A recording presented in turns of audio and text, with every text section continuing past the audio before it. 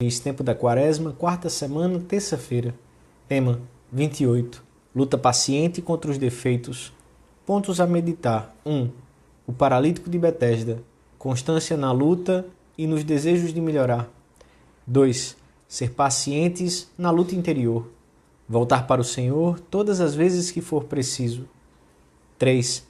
Paciência com os outros. Contar com seus defeitos. Pacientes e constantes no apostolado. Pelo sinal da Santa Cruz, livrai-nos Deus, nosso Senhor, dos nossos inimigos.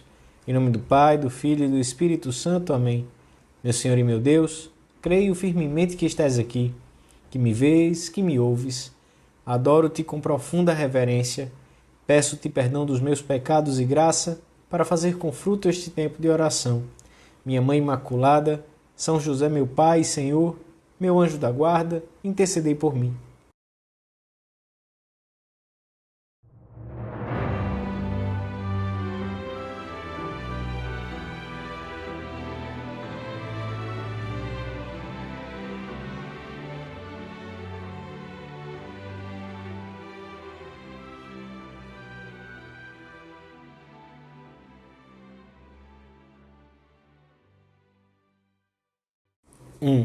O Evangelho da missa de hoje apresenta-nos um homem que estava doente havia 38 anos e que esperava sua cura milagrosa das águas da piscina de Betesda.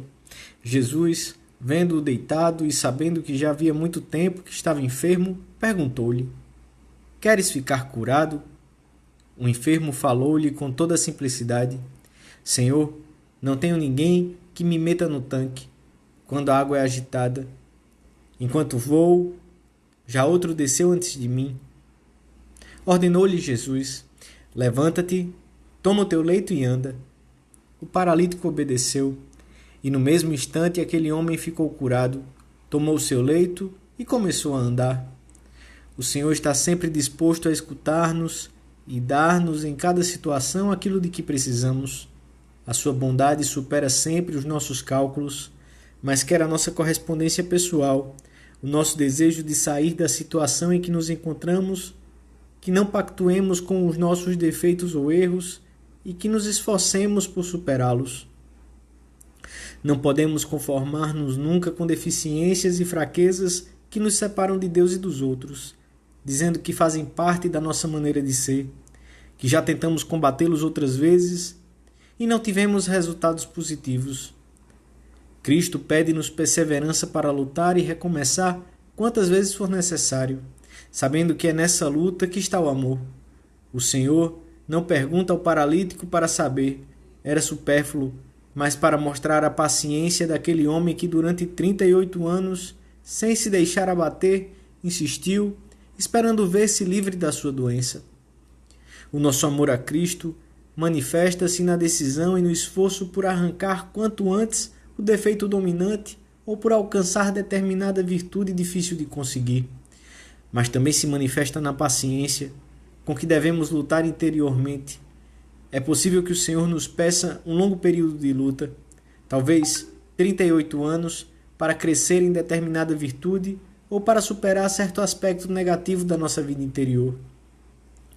Um conhecido autor espiritual indica a importância de sabermos ter paciência com os nossos defeitos.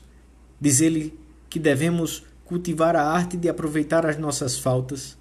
Não podemos surpreender-nos se, tendo lançado mão de todos os meios que estão razoavelmente ao nosso alcance, não acabamos de atingir determinada meta espiritual que nos tínhamos proposto. Não devemos acostumar-nos às nossas faltas, mas podemos aproveitá-las para crescer em verdadeira humildade, em experiência, em maturidade de juízo.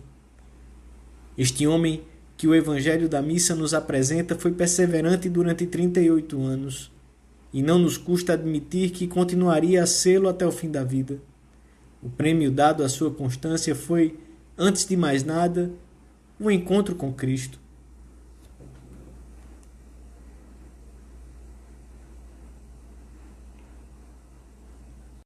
Tende, pois, paciência, meus irmãos, até que o Senhor chegue.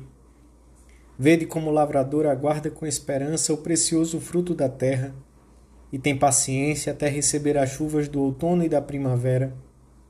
É necessário saber esperar e lutar com paciente perseverança, convencidos de que assim agradamos a Deus.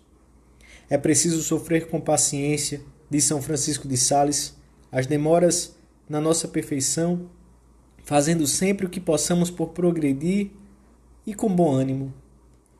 Esperemos com paciência e, ao invés de nos inquietarmos por termos feito tão pouco no passado, procuremos com diligência fazer mais no futuro.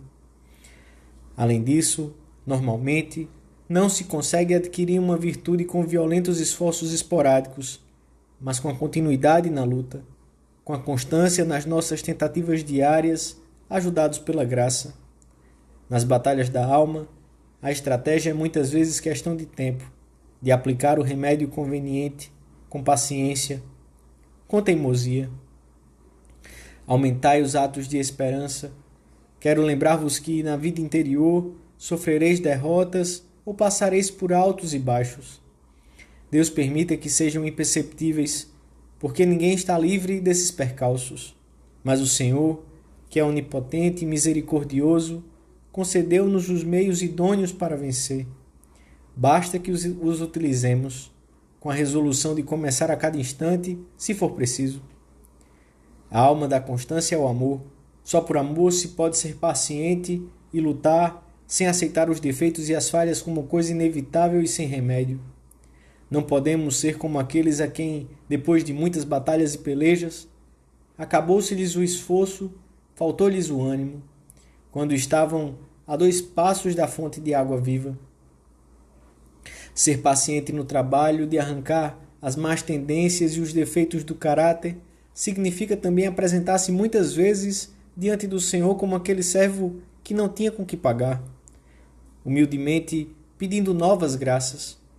Na nossa caminhada para o Senhor, sofreremos abundantes derrotas, mas o desagravo e a contrição nos aproximarão ainda mais de Deus.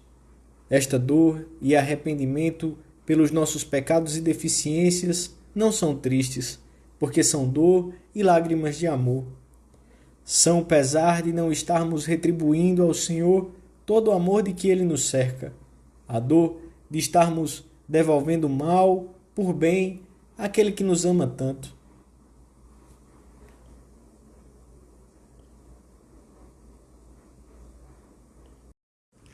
Três. Além de sermos pacientes conosco próprios, temos que sê-lo com as pessoas das nossas relações, sobretudo se temos mais obrigação de ajudá-las na sua formação, numa doença, etc. Devemos contar com os defeitos dos que nos rodeiam. A compreensão e a fortaleza ajudar-nos-ão a ter calma, a esperar um pouco de tempo antes de corrigi-los, a dar uma resposta afetuosa, a sorrir. Tudo isso pode permitir que as nossas palavras consigam chegar ao coração dessas pessoas que de outra forma permaneceriam fechadas e que as ajudemos muito mais, com maior eficácia. A impaciência dificulta a convivência e inutiliza a possível ajuda e a correção. Continua a fazer as mesmas exortações. Recomenda-nos São João Crisóstomo, e nunca com preguiça. Atua sempre com amabilidade e graça. Não vês com que esmero os pintores ora apagam os traços que fazem, ora os retocam, quando retratam um belo rosto? Não te deixes superar pelos pintores, pois se eles põem tanto cuidado na pintura de uma imagem corporal, com maior razão nós, que procuramos formar a imagem de uma alma, devemos pôr todo o empenho em terminá-la com perfeição. Devemos ser especialmente constantes e pacientes na ação apostólica. As pessoas necessitam de tempo para chegar a Deus e Deus tem paciência. Ele nos dá a cada momento a sua graça, perdoa-nos e anima-nos a continuar. Se teve e tem conosco essa paciência sem limites, nós devemos tê-la com os amigos que queremos levar ao Senhor, ainda que algumas vezes pareça que não nos escutam, que não se interessam pelas coisas de Deus. Não os abandonemos por isso. Nessas ocasiões, ser-nos-á necessário intensificar a oração e a mortificação, como também a nossa caridade e a nossa amizade sincera. Nenhum dos nossos amigos, em momento algum da sua vida, deveria poder fazer a resposta daquele homem paralítico ao Senhor: não tenho ninguém que me ajude.